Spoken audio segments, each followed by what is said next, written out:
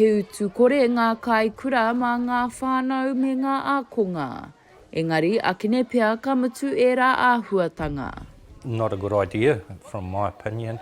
We are a very low decile school, and in the current economic crisis that we've got, it's not going to help our families. Ka whāngai te kaupapa ka ora ka ako i ngā kai ki ngā kura me ngā ākonga maha o te motu. Engari e hehe ana te kai arataki o te Party Actor David Seymour kia kuti te pūtea mā te kaupapa nei. Ko tā te tumuaki o te Kōmanawa Rowley a Graham Norman, ka uaua kia whāngai tonu i te kai ki ngā tamariki. We've got to come up with that money from somewhere. We were doing it before, but it wasn't sustainable in the way it was. I know organisations like Kids Can who support us with a lot of food, and they have their own restrictions and what they can get out. Pressure's going on everywhere.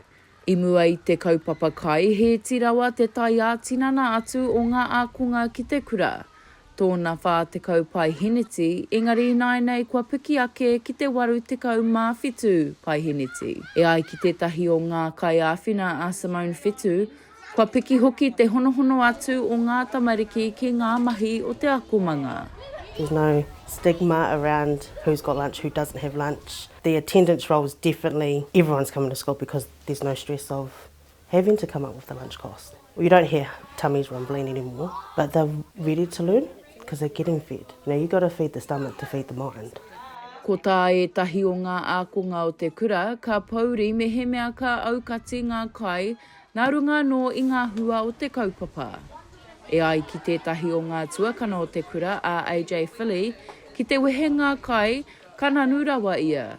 I just don't think that I'll have the energy or like just like I won't be like focused as much as I will before.